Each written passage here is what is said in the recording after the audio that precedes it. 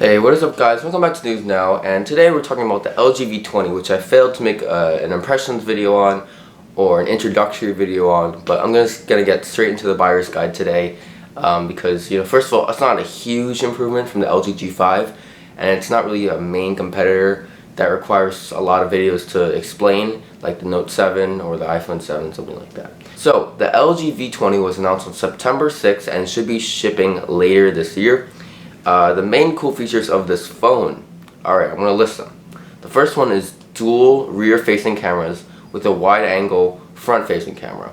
There's also great audio capabilities, which I'll talk about later. There's a removable battery. There's a secondary display that's always on, and it ships with Android Nougat, and it's one of the first phones to ship directly out of the box with Android N. There are also some questionable features that I'm really skeptical about.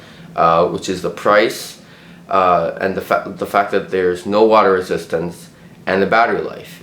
Even though it has a good battery, I'm a little bit skeptical about how that will last in day-to-day usage. So let's talk specifics on the new features. So the dual camera, what does that exactly mean? Well, if you've watched my iPhone 7 video, then you'll know that it means that both camera lenses combine to create one beautiful, amazing, and more detailed shot. So it's a lot like the iPhone 7 Plus, but I would have to say if I had the two phones side by side, which I don't, but if I did, I think the camera module, the dual camera module on the iPhone 7 looks significantly better than on the LG V20. Now the wide angle lens allows you to take wider selfies as well, which is something the iPhones do lack right now. Now audio, this is what I was talking about earlier.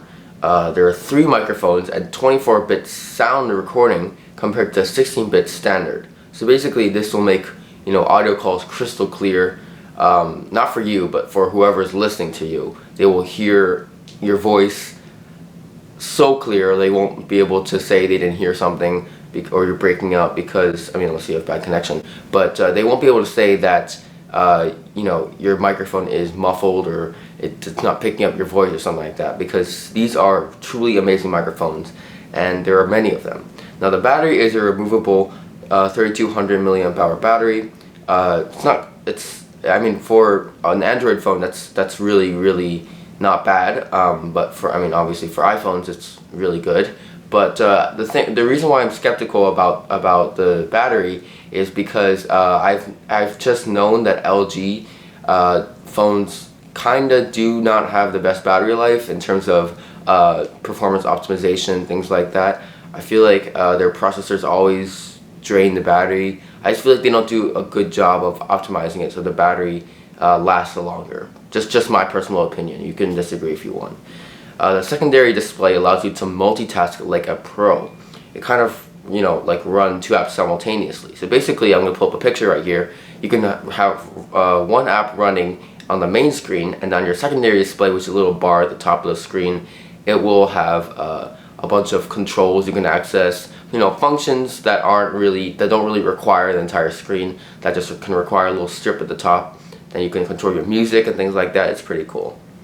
You could also extend this multitasking further with Android Nougat, because Android N allows split screen multitasking where you can run 2 apps literally side by side. And this paired with the secondary display, that should make a great multitasking feature. Although because I'm skeptical about the battery, I don't know if I can recommend this to pro users yet. The specs, okay, 1440p display, good. 515 pixels per inch, 7.7 millimeters. It runs Android 7.0 Nougat, a 16 megapixel and 8 megapixel rear-facing cameras, a 5 megapixel front-facing camera, the Snapdragon 820, an expandable storage, expandable 64 gigs up to 2 terabytes of storage, which obviously isn't supported right now, but I'm just saying it has the capability.